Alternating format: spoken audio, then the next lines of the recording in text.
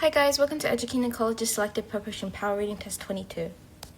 Today we'll be reading a poem called Andy's Gone with Cattle by Henry Lawson. Let's begin.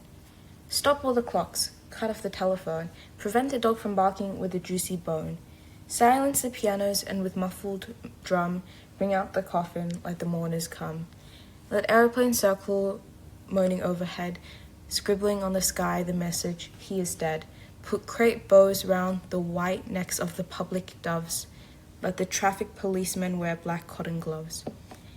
He was my north, my south, my east and west, my working week and my Sunday rest.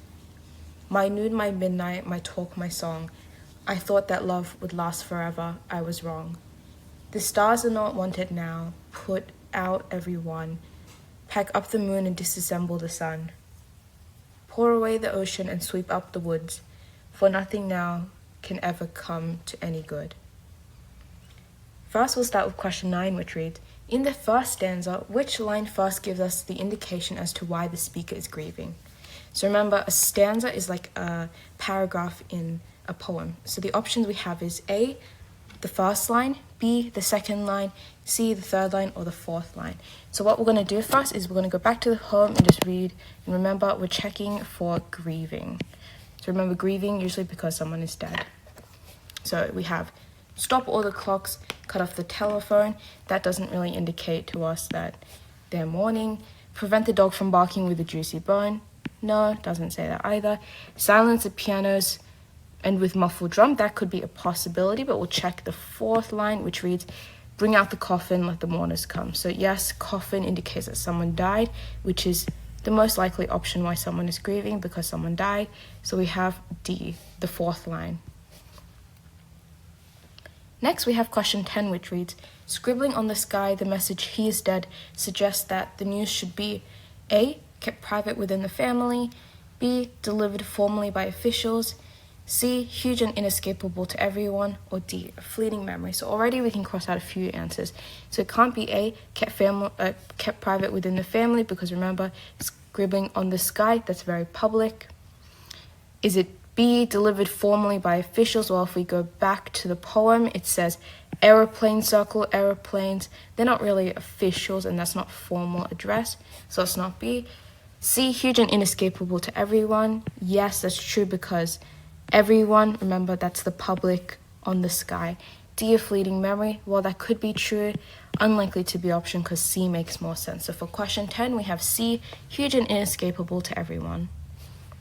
Next, we have question 11, which reads, what is the main message of the second stanza? A, a close friend has died. B, the speaker wants everyone to mourn. C, the speaker is a person of power. Or D, these orders must be obeyed. So is it A, a close friend has died? Well, if we go back to the poem, nothing really indicates that he's necessarily a friend. We do have things like, he was my north, my south, my east. So but that doesn't really mean that they could be friends. So question 11, let's cross that out. B, the speaker wants everyone to mourn. That's true, because remember, if we go back to question 10, it said inescapable to everyone, so he wants everyone to mourn. But let's just check C and D. C says the speaker is a person of power. Well, does that say anything here? The title is called Andy's Gone with the Cattle, and remember, cattle referring to a farm, so it's unlikely that a farmer is a person of power. And D, these orders must be obeyed. Let's go back to the second stanza. Here doesn't really indicate to us that they must be obeyed, so we got option B for question 11, which is the speaker wants everyone to mourn.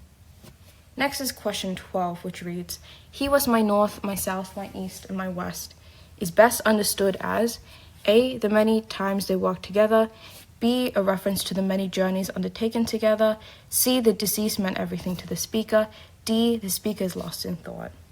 So we can cross out a few things. So A is probably definitely not the answer. The many times they work together. North, south, east, west, directions, which isn't times. Let's check B, a reference to the many journeys undertaken together. Let's just check the poem.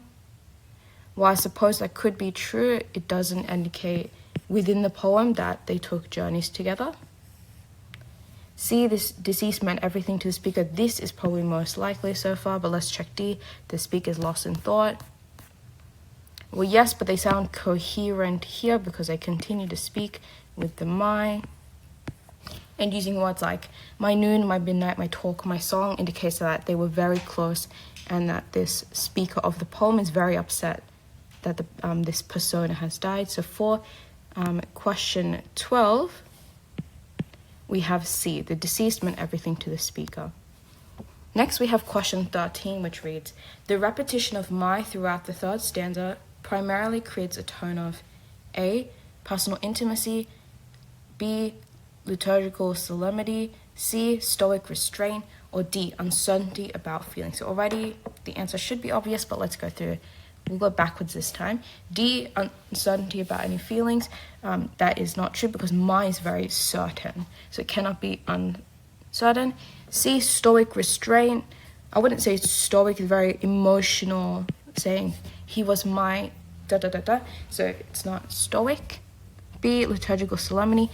While solemnity, true, it's more likely to be a personal intimacy. To refer someone to my indicates possession, which again, very personal, so personal intimacy. Option A is the answer for question 13.